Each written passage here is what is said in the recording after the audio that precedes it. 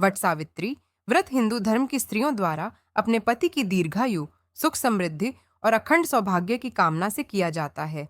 यह व्रत ज्येष्ठ माह की अमावस्या को मनाया जाता है। इस दिन महिलाएं वट, बड़, वृक्ष की पूजा करती हैं और सावित्री सत्यवान की कथा सुनती हैं। व्रत कथा। सावित्री और सत्यवान की अमर कथा बहुत समय पहले की बात है।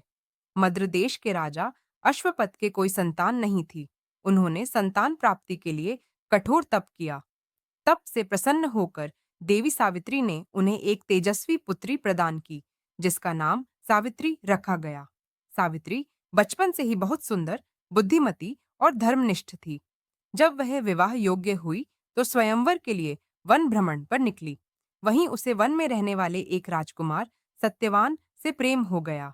सत्यवान सत्यवादी, परोपकारी और धार्मिक स्वभाव का था, परंतु वह एक वनवासी राजा द्युमत सेन का पुत्र था, जो अब अंधा हो चुका था और राज्य खो चुका था। जब सावित्री ने यह बात अपने पिता को बताई, तो उन्होंने नारद मुनि से परामर्श लिया। नारद जी ने बताया कि सत्यवान 1 साल में मृत्यु को प्राप्त होगा, लेकिन सावित्री ने अपने निर्णय से पीछे हटने से इनकार कर दिया और सत्यवान से विवाह कर लिया। विवाह के बाद सावित्री अपने पति और सास ससुर की सेवा में लग गई। 1 वर्ष पश्चात वह दिन आया जब सत्यवान की मृत्यु होनी थी। सावित्री को इसका पूर्वाभास था। वह सत्यवान के साथ जंगल में लकड़ी काटने गई। वहां सत्यवान के सिर में तेज दर्द हुआ और वह सावित्री की गोद में प्राण त्याग गया। उसी समय यमराज वहां आए और सत्यवान के प्राण लेकर चलने लगे।